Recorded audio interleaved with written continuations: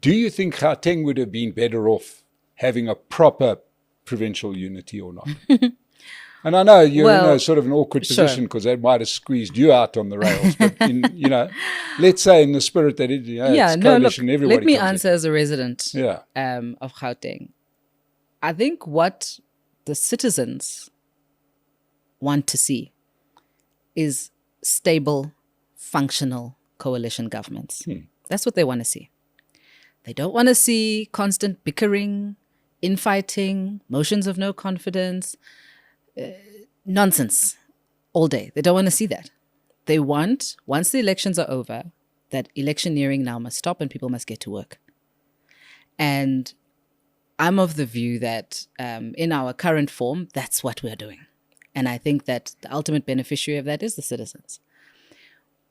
It's hard to say whether another form of coalition or another form of GPU would have been equally as stable, unified, functional.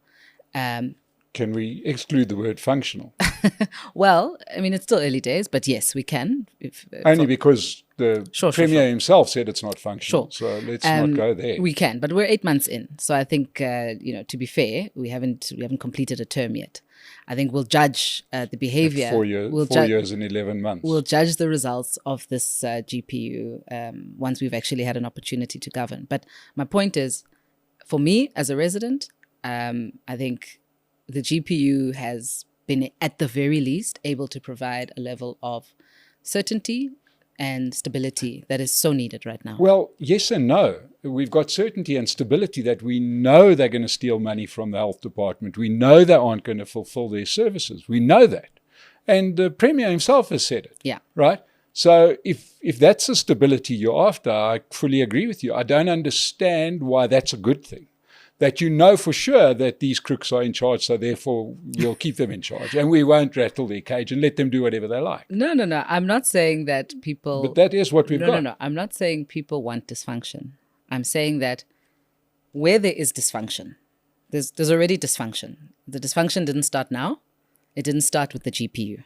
Yeah, but to leave the same guys in charge is... The same guys would have still been in charge. They just would have had other people. It would have been a different mix. So I'm saying... the dysfunction didn't start today. Acknowledging the dysfunction does not make you a co-signatory to the dysfunction. The dysfunction is there. What I'm saying is that to begin to fix that, surely at the very least, you have to have people who are able to work towards a collective mission and not spend the little bit of time that they have, in a state of further dysfunction. And I'm not saying that would have happened. I'm just saying that what we've seen in Johannesburg, what we've seen in Tshwane, what we've seen in other coalition governments does not bode well for coalitions in general. And I think what people want to see, particularly going into local elections, is can this thing work?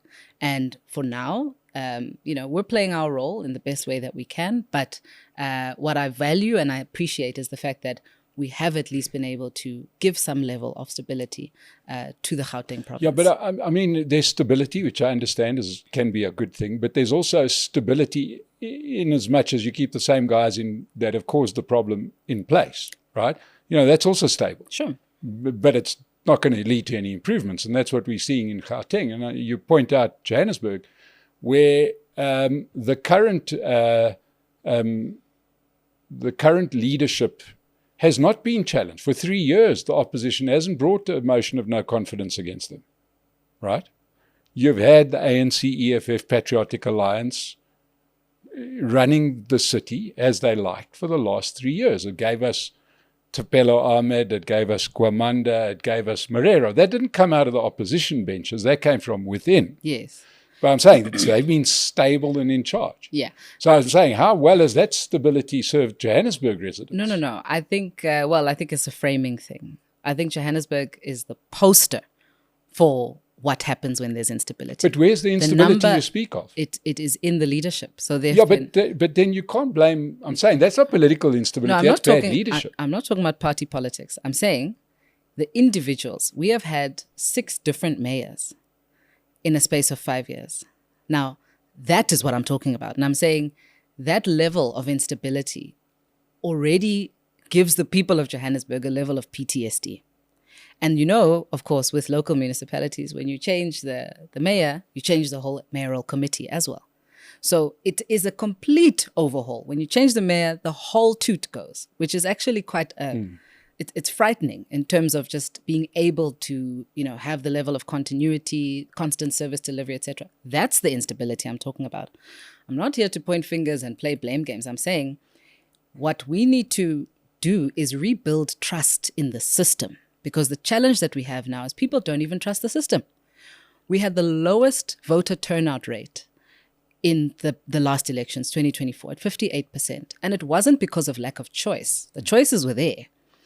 But people had PTSD. They said, I don't want to pick those guys, but all these other guys, I know as soon as they get there, they're going to start fighting and jostling for power, and the country will be dysfunctional. And so a lot of people, to be safe, they sort of went back to default, or they stayed away. And I'm saying the work now is for us to build trust in the system so that we can now get the system working. If you look at what's happened now in Tshwane, it's actually quite fascinating that you have a 10-party coalition. I mean, it's ridiculous.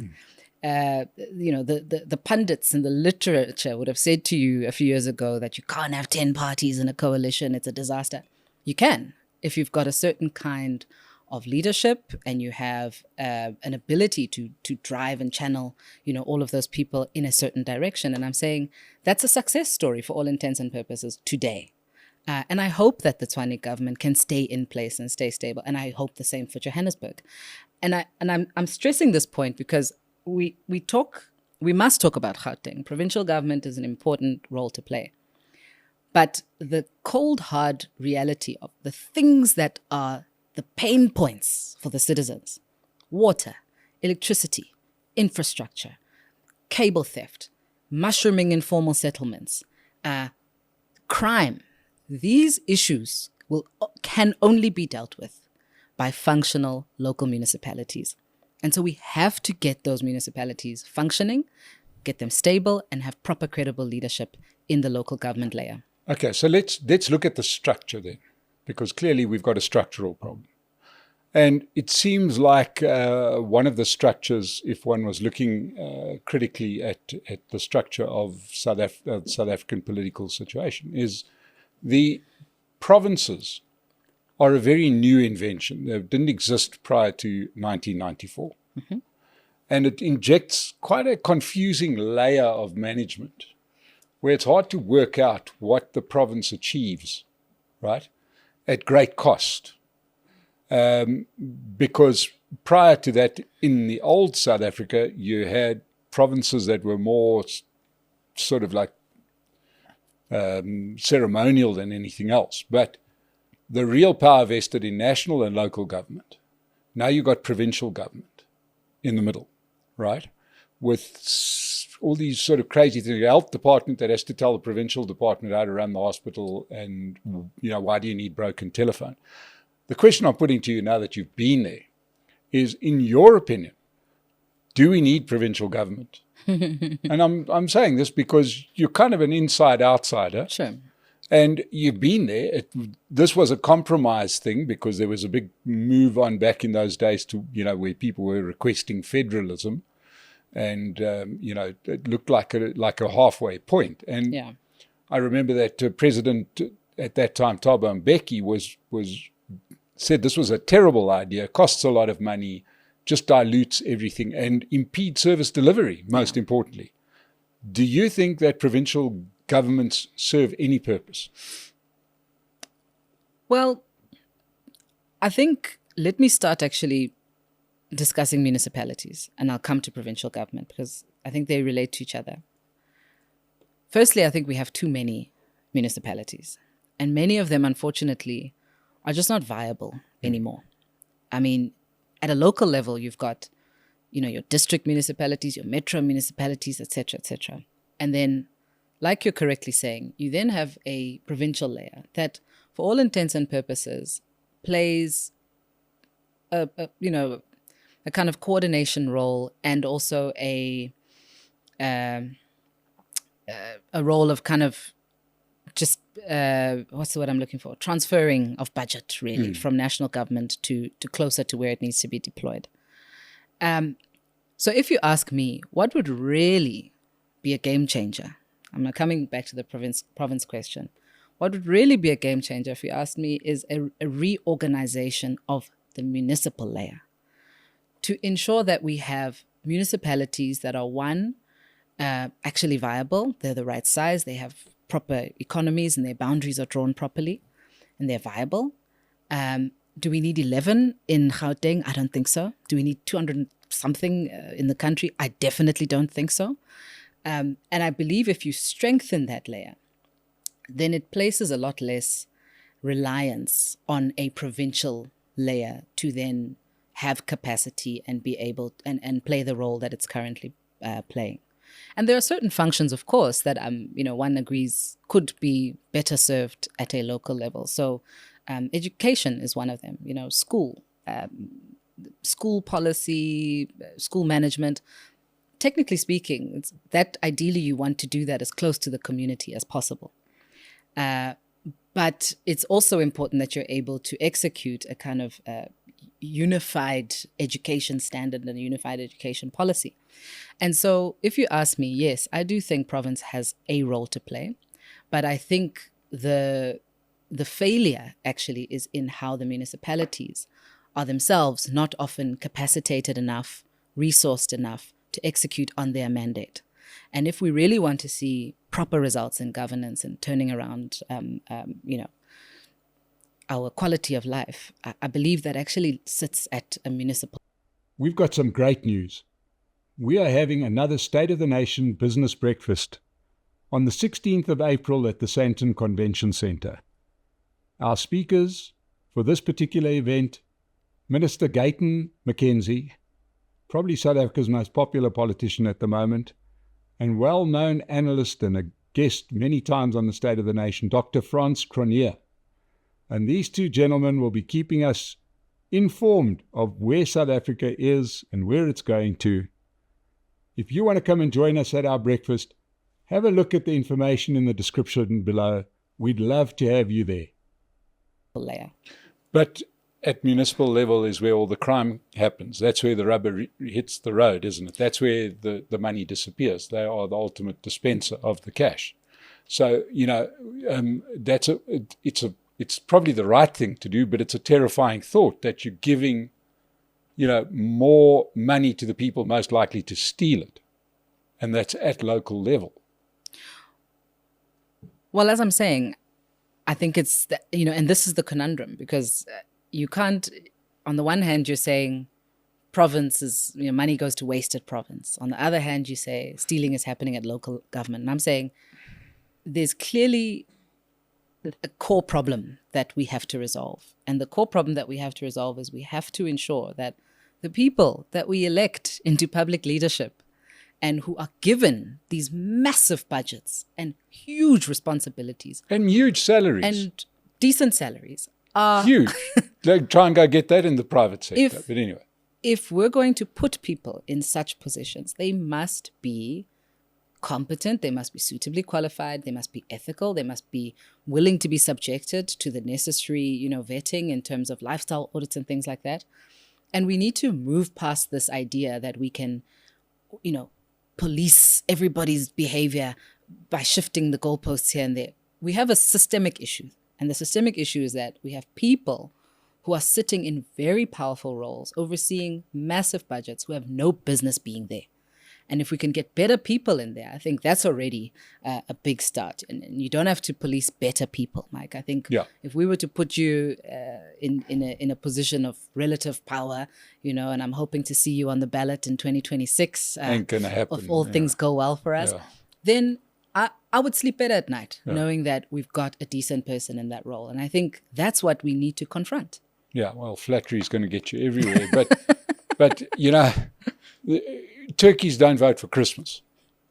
Our bloated government is being propped up now, one would imagine, to serve the interests of what is now a minority party. It's the ANC, that's all their deployed cadres. They hold on to the levers of power. In your position on at least the provincially, have you been able to influence change at all towards more competence, more accountability? Well, of course. But I'm talking about not just in your department, or is it only in your department? Well, you can only look on and watch the mess that's in Joburg, for example. Look, I don't think it's just about sort of playing a spectator role. As I'm saying, it's about having a seat at the table. And I'm saying that being, of course, in my own department, one is able to make direct intervention. You can appoint your own team. You can have a say on other appointments in the department, and you can generally work on raising, the culture of performance, etc. But I think that it also it does have some effect at I'll call it a global level. We're a much smaller cabinet. There are 10 of us, so if you get 3-4 people out of 10 who are high performing, you're already off to a good start. It's pretty significant. It's different from when you've got kind of 70 people in cabinet. When you've got Free State. But when you are 1 of 10, it's 10% already that's doing well. And I'm saying that's the approach that we have to take to this. I do not have a say, and I don't want to even pretend that I have a say on every single appointment. And sure. I don't. But I think in the area that we do have influence, we do make the influence pronounced. Now, I want to just take it for instance. One of the things that you did do is you discovered some malfeasance in your department. It had to do with containers, something. You can fill us in. But what I'm more interested in is that obviously it comes to light. One would have thought that kind of thing happens all the time, and it doesn't come to light. So well done on that. I'm very curious to know what the process was following that. So you discover that people are doing something, and if I'm not mistaken, I'm working purely of old man memory, it was about 27 million rand. Is that the number that, am I close? Something like that was involved, somewhere around there. Not bad, eh? And then you take steps. Now, what are the steps to putting somebody in jail? That's a good question. So let me share what steps we did take. Obviously, how this thing even came to light was that there was a report that came to my attention when I was doing my research about the department. And our internal audit services has actually flagged an issue. And this was even before my time. It was much earlier in the year where they had flagged this issue to say there's been overspending in this area. These containers, which the market value of a standard shipping container is like 50,000 rand or something, you can buy it on the market. In the budget that has been presented are showing as being 1.6 million rand. And that's how much has been spent on them. So that issue was flagged already. And also and then further issues started to come to light also in terms of people who were reaching out to me and saying they were beneficiaries of this project. And they're not sure what's happening, but things seem to have kind of fallen apart. And so when this happened, the first thing I did was say, okay, we have to go and actually do an oversight visit and go and see these things with our own 2 eyes. I don't want to read reports. I want to see them. So we went and we did that oversight, and it confirmed what the reports were. So taking that then, I wrote a report to the national government because our grant funding comes from national government. So we immediately took action and said to national government, please halt on any further funding for this project. We cannot be funding something that we're still busy investigating. Was that within the Department of Agriculture? Yes, in the national department. So, so we're still luckily outside of the ANC ambit. So you have to write to national government because those are the people that actually give us the grant. So we wrote to them, we said, there was another tranche of funding that was due. We said, don't give it to us. And I just want to pause here for a moment because there's a lot of slack that is given, rightfully so, on underspending. Underspending is a huge issue in government, especially on infrastructure and on service delivery related spending. But what I also don't believe is that we must just spend at all costs so that the numbers look good on paper. So that was what we grappled with. We said, are we willing to potentially be lambasted for underspending, because it's a 20 million rand underspend, Or do we take the money and, our financials look great and yet we know it's not being deployed properly? And we took the decision that we'd halt the funding, wrote to national government, gave them an opportunity to also do their own audit, which is in process. And then I myself took the matter to the Premier and said, Premier, there's this issue, and we would like to report it to the SIU because that is the appropriate forum to report these types of matters. And the Premier actually was very supportive, and he said, go for it, because a lot of, these types of cases, when you do want to raise them, because we don't have the legal capacity to prosecute and all that stuff within our department, we have to send things through to the Premier's office, and then they go to the SIU and they get referred to the SIU. So it has actually been referred to the SIU. And that process is now unfolding. So when it will get to the police is a function of the outcomes of, the SIU's process. And I'm really hoping it will, because I think what South Africans want to see now is enough talk about finding out corruption. Now let's start to see what happens to the people that are implicated. But there has to be a forensic investigation that's currently being that's going to be done by the SIU. They will conduct their forensic investigation to figure out how this thing even happened, who was involved, so that proper accountability, we can actually demand proper accountability. Yeah, and so far the only one that's been held accountability for any corruption in Gauteng has been Peter Dierkeran, right, who paid the ultimate price for uncovering. But all the people who stole the money are still very much alive and kicking and probably serving with you, many of them. So we understand that in Gauteng, accountability is not a big thing. Do you have any comment on why the SIU works so slowly and so poorly? Is it just a case of I hate the word under capacity, because surely if you get one case, you can do one.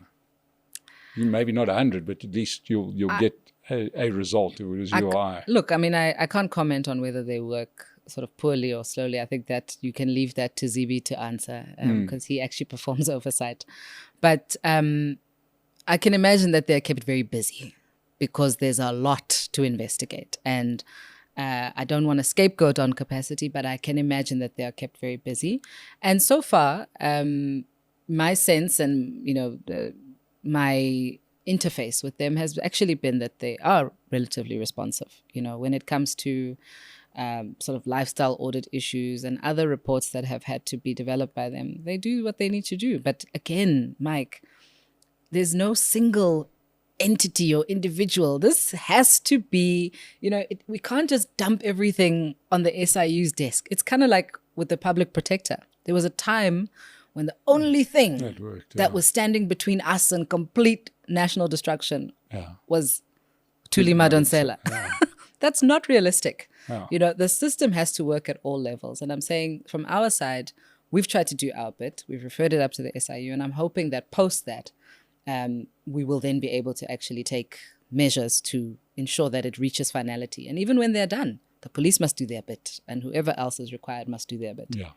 Well, Vuyiswa Ramagopa, it's been fascinating speaking to you. We're going to keep you for a few questions that come from our community. But thank you so much, and we'll keep getting you on, getting an update. At least it gives us a little sight into the Gauteng government, while the Premier is a little bit too scared to come here. But anyway, I'll keep trying. But to everybody that joined us, thank you. Join us for our breakfast in April, where we've got Gayton McKenzie and Frans Cronje who are going to unpack other facets of the South African jigsaw puzzle. But support Pace Car Rental.